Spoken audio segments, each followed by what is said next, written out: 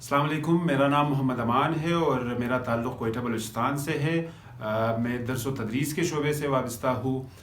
یہ ویڈیو میں joy of Urdu کی کیمپین گھر بیٹھیے کتابیں پڑھیے کے لیے بنا رہا ہوں، تاکہ آپ لوگ بھی گھر بیٹھے رہے اور کتابیں پڑھتے رہے۔ تو جو میں پڑھ رہا ہوں وہ انتخاب خطوط غالب سے میں پڑھ رہا ہوں۔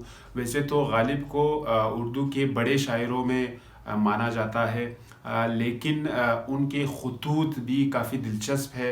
50 سال کی عمر کے بعد انہوں نے اردو میں خطوط لکھنے شروع کیے، لیکن اکثر جو ہے لوگوں کو ان کے خطوط کے بارے میں پتہ نہیں ہوتا۔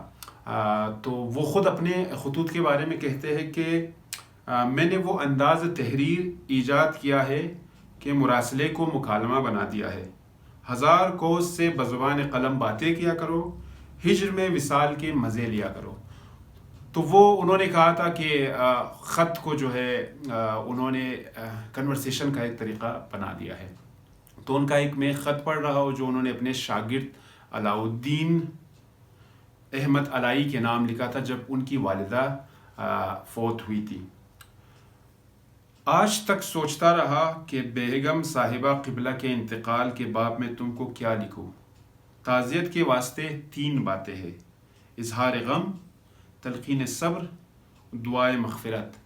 سو بائی اظہار غم تکلف محض ہے، جو غم تم کو ہوا ہے ممکن نہیں کہ دوسرے کو ہوا ہو۔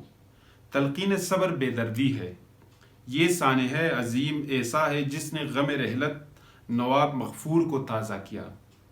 پس ایسے موقع پر صبر کی تلقین کیا کی جائے؟ رہی دعائے مغفرت، میں کیا اور میری دعا کیا، مگر چونکہ وہ میری محسنہ تھی دل سے دعا نکلتی ہے۔ امید ہے آپ بھی گھر بیٹھے رہیں گے اور کتابیں پڑھتے رہیں گے اور اپنے بچوں کو بھی کتابیں پڑھ کے سنائیں گے۔